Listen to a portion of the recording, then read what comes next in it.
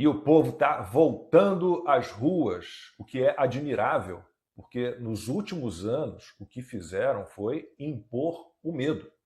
A ideia sempre foi extirpar liberais e conservadores. Todos os inquéritos ilegais, a censura, todo mundo que precisou deixar o Brasil, os jornalistas que tiveram redes sociais banidas, contas bancárias bloqueadas, passaporte cancelado, as prisões do 8 de janeiro, do 9 de janeiro, essas ações, essas pessoas, esses veículos de imprensa perseguidos, serviram para isso.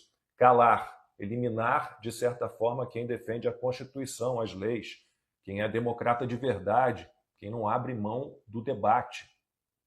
O que a gente viu ontem na Avenida Paulista foi certamente, um primeiro passo para que o povo retome as ruas, retome a liberdade de manifestação, de expressão e entenda o poder que tem. Eu estava dando uma olhada na cobertura feita pela velha imprensa sobre a manifestação de ontem na Paulista. E o Estadão ignorou solenemente essa manifestação, não deu nem uma linha. O Globo não deu nada na primeira página, mas trouxe matéria na página 6. E a manchete está aí, ó. Ato bolsonarista em São Paulo tem baixa adesão. E o texto começa assim: após dias de convocação pelas redes sociais. Dias de convocação, faltou dizer a quantidade exata de dias, né? O evento começou a ser organizado na quinta-feira. Foram apenas, portanto, 3 dias de divulgação. E a baixa adesão da manchete do Globo foi decidida por pesquisadores da USP, que o jornal cita. E o número é preciso. 13.321 pessoas estavam na Avenida Paulista ontem. O estranho é que isso seria um pouco menos da metade do público que, segundo a USP, compareceu à manifestação de 7 de setembro do ano passado. Para os pesquisadores da USP, apesar de a Paulista estar tomada no ano passado de ponta a ponta, havia apenas 32.691 pessoas na avenida no dia da independência em 2022. Sim, nem uma pessoa a mais, nem uma pessoa a menos. A manifestação ontem era em defesa do Estado de Direito, dos direitos humanos e em memória do Clériston Pereira da Cunha, que tinha graves problemas de saúde e morreu na Papuda.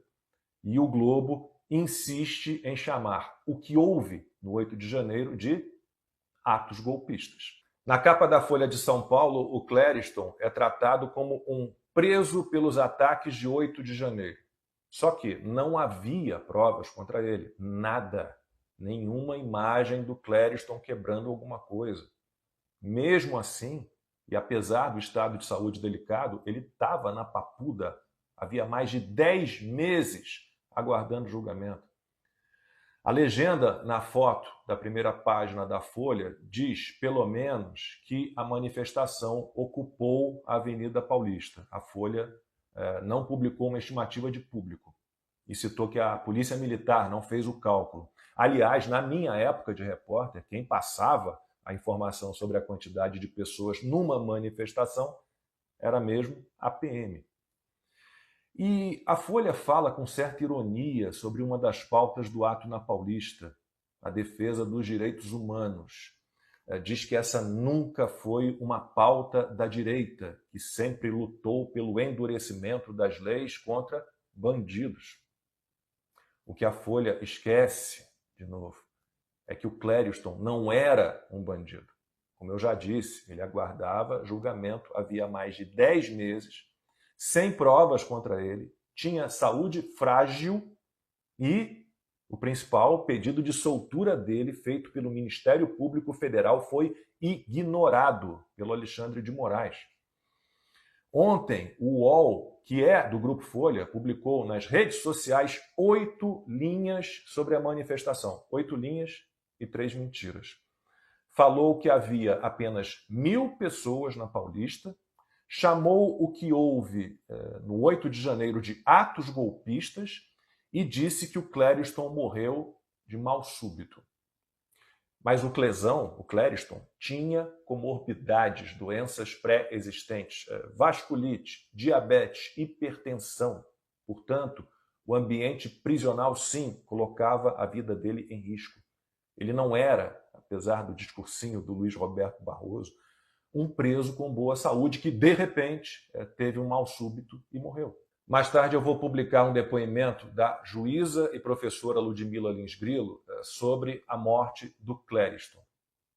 Ela cita, um por um, todos aqueles que devem ser julgados por homicídio duplamente qualificado com dolo eventual, nesse caso do Clériston, o Clesão.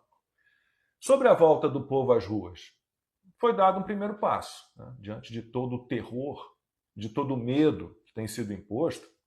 A manifestação de ontem foi muito importante, né? Sem a pressão do povo nas ruas, cobrando do Congresso, especialmente do Senado, o cumprimento das leis, a defesa do Estado de Direito, a harmonia e independência entre os poderes.